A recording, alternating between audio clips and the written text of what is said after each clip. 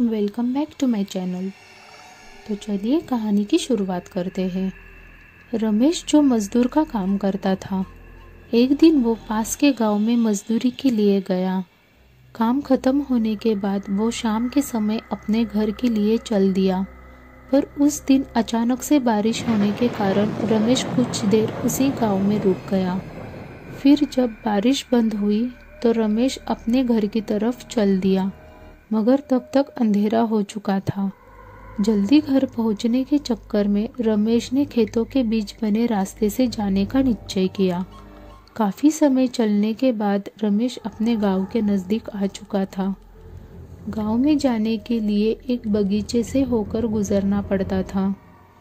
जैसे ही रमेश उस बगीचे में पहुंचा, वैसे ही उसे एक बच्चे के रोने की आवाज़ सुनाई देने लगी। रमेश ने सोचा, इतनी रात को इस बगीचे में बच्चा कैसे आ सकता है। उसने बच्चे को ढूंढने के लिए इधर उधर देखा, पर कोई नहीं दिखा। तब उसे लगा दिन भर की थकान के कारण उसे वहम हो रहा है। थोड़ा आगे जाने के बाद फिर से बच्चे के रोने की आवाज़ और भी तेज आने लगी।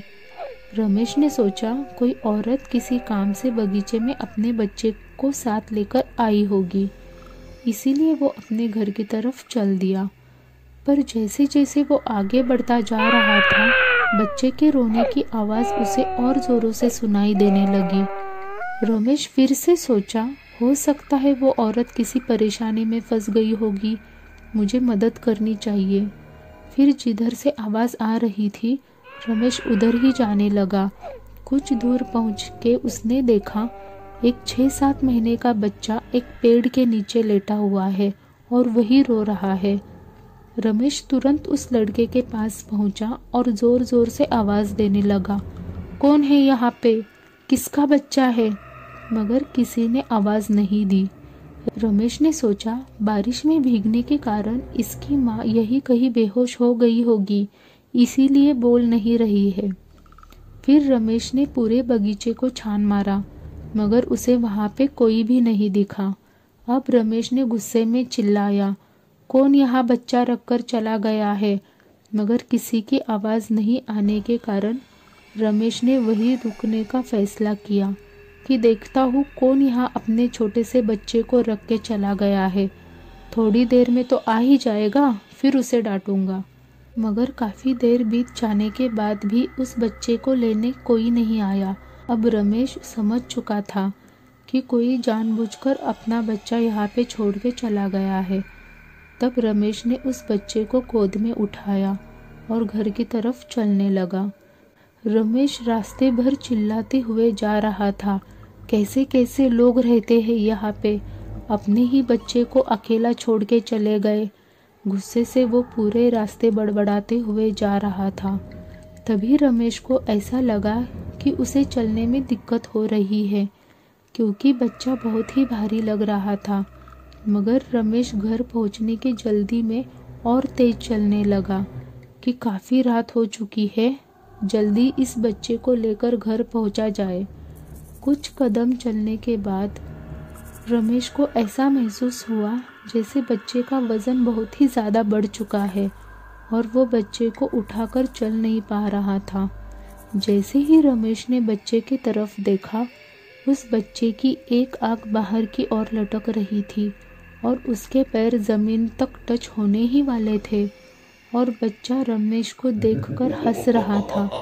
रमेश इतना देखते ही डर के मारे उस बच्चे को फेंक दिया। फेंकने के बाद वो बच्चा ज़मीन पे नहीं गिरा, बल्कि ज़मीन से थोड़ा ऊपर ही लटकने लगा और ज़ोर ज़ोर से हंसते हुए बोला, क्या हुआ, मुझे अपने घर नहीं ले जाएगा। तू पूछ रहा था ना कि मैं किसका बच्चा हूँ, थोड़ी देर और गोद में रखता तब तुझे बताता किसका बच्चा हूँ मैं। इतना सुनते ही रमेश वहाँ से तुरंत भागने लगा और अपने घर पहुँचा। मगर उसने यह बात किसी को नहीं बताई ताकि घर वाले भी ना डर जाए। जैसे तैसे उसने खाना खाया और सोने लगा। अभी रमेश को हल्की नींद लगी ही थी कि फिर घर के बाहर से उस बच्चे की रोने की आवाज़ आने लगी। रमेश डर के मारे उठ गया। धीरे धीरे वो आवाज़ और भी तेज होने लगी। तभी उसने अपने घर वालों को जगाया और सबको उस घटना के बारे में बताया। फिर उसने कहा, वो बच्चा अभी भी घर के बाहर रो रहा है, मगर बच्चे के रोने की आवाज़ किसी को भी सुनाई नहीं दे रही थी। वो आवाज़ बस रमेश को ही आ रही थी। उसके बाद रमेश के घर वालों ने गांव के ही एक बाबा को बुलाया, जिन्होंने रमेश का इलाज किया और उसके हाथों में धागे बांधे, जिसके बाद रमेश को उस बच्चे के रोने की आवाज़ आनी बंद हो गई। फिर रमेश उस रात आराम से सो पाया। ऐसी ही और कहानी के लिए लाइक, शेयर एंड सब्सक्राइब ज़रूर करें। धन्यवाद।